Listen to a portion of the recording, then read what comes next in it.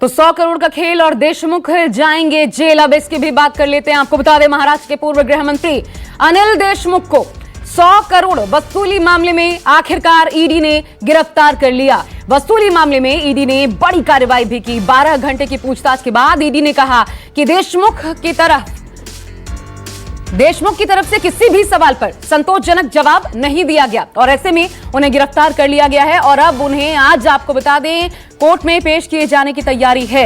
अनिल देशमुख दरअसल सोमवार को सुबह 11:55 पर खुद ईडी दफ्तर पहुंचे थे। इससे पहले कई बार हालांकि ईडी ने उन्हें समन भेजा था, बुलाया गया था, पूछताछ में शामिल होने को कहा गया था, लेकिन वो कभी पूछताछ में शामिल नहीं हुए। सोमवार को वो ईडी के दफ्तर जरूर पहुंचे, फिर पूछताछ भी शुरू हुई।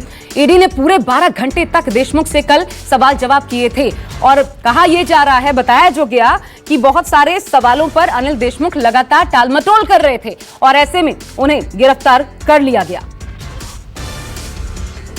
ठीक है, उनका इन्वेस्टिगेशन था, हमने इन्वेस्टिगेशन में कोऑपरेट किया है हमने। लेकिन किस मामले में गिरफ्तारी दिखाई गई? 4.5 करोड़ का मामला था जिसमें PF 4.5 करोड़ के मामले में दिखा रहे हैं वो सेक्शन 3 में। कोर्ट में उनको प्रोड्यूस करेंगे तो वहां हम रिमांड को अपोज करेंगे।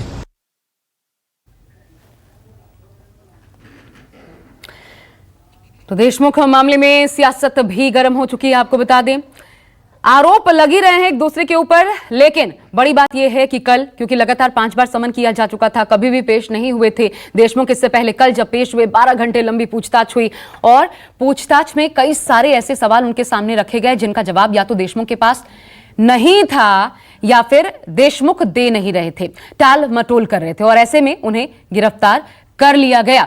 हम आपको सुनवाते हैं इस मामले में क्या प्रतिक्रिया सामने आई है।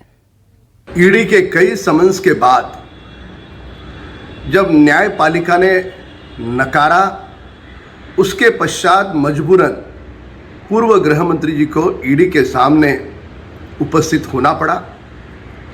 कुछ महीने पूर्व होने वाली गिरफ्तारी अंत में हो गई। सवाल पूर्व गृह मंत्री की गिरफ्तारी होने से समाप्त नहीं होता। उनके आका कौन है? मुंबई जैसे शहर से हर महीने की 100 करोड़ की वसूली, 5 वर्षों को जोड़ा जाए तो 6000 करोड़ की वसूली। महाराष्ट्र में तीनों दलों की सरकार है या कोई नोट छापने की फैक्ट्री है? अनिल देशमुख जी कल गए, जब सारे लीगल मीन्स जो भी थे उनके पास उन्होंने आजमाया और स्वयं हाजिर हुए। उन्हें भी फंसाया गया, उन्हें भी जो आरोप लगाने वाला था परमवीर सिंह वो फरार है और जिस पे आरोप लगाया गया, जो जांच को सहयोग करने के लिए हाजिर किया गया, उन्हें गिरफ्तार किया गया है। ये सारी कार्रवाई राजनीति से प्रेरित है, सरकार को बदनाम करने के लिए है, नेताओं को डराने के लिए है। तो अनिल देशमुख के केस में नवाब मलिक बचाव करते नजर आ रहे हैं, लेकिन दूसरे समीर वानखेड़े के केस में वो वसूली का आरोप लगा रहे हैं। मेरे साथ इस वक्त संकेत पाठक मेरे सहयोगी जुड़ चुके हैं इस खबर पर। ज्यादा अपडेट्स के साथ सीधा उनका रुख करते हैं। संकेत, सीधा आपके पास आते हुए, क्योंकि अब ये मामला जब गिरफ्तारी हो चुकी है, जब ये कहा जा रहा है कि कई सवालों के जवाब नहीं दिए, कई पटाल मटोल करते नजर आए, तो कितना संगीन हो चुका है अनिल देशमुख की परेशानी, कितनी बढ़ाने वाला ये हो सकता है और कौन से सवाल है जिनका जवाब देशमुख के पास नहीं था?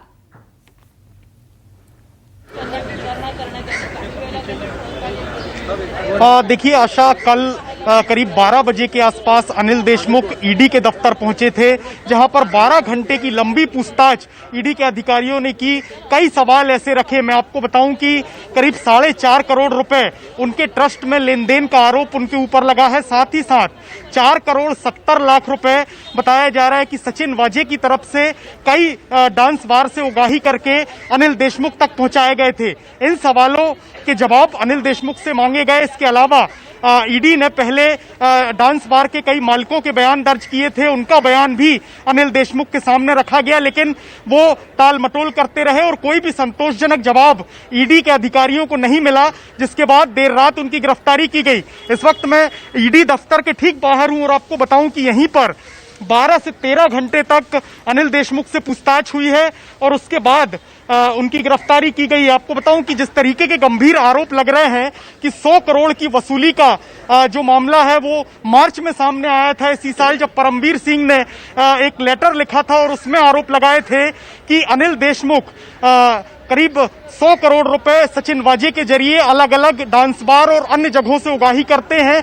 इसके अलावा ट्रांसफर पोस्टिंग में भी मोटी रकम ली जाती है। इस तरीके के आरोप लगाए गए थे जो बेहद गंभीर थे। सबसे पहले इस मामले की जो जांच है वो सीबीआई ने शुरू की थी। सीबीआई के बाद ईडी को मनी ट्रेल दिखा, कई हेरफेर, कई लेनदेन बिल्कुल संकेत, और जाहिर तौर पर रोक रही हूं मैं आपको, जाहिर तौर पर यही वो कारण रहे जिसके चलते गिरफ्तार किया गया अनिल देशमुख को। नजर बना के रखिएगा क्योंकि आज कोर्ट में पेशी होगी। आगे क्या होता है अपडेट्स आपसे लेते रहेंगे। फिलहाल के लिए आपका शुक्रिया। और अब नमस्कार, मैं हूं मानक गुप्ता। अगर आपको हमारा ये वीडियो पसंद आया हो तो इसे लाइक और शेयर जरूर करें, और हां, हमें सब्सक्राइब और फॉलो करना ना भूलें ताकि आप देश और दुनिया की कोई खबर मिस ना करें। तो जुड़े रहिए हमारे साथ और देखते रहिए न्यूज़ 24।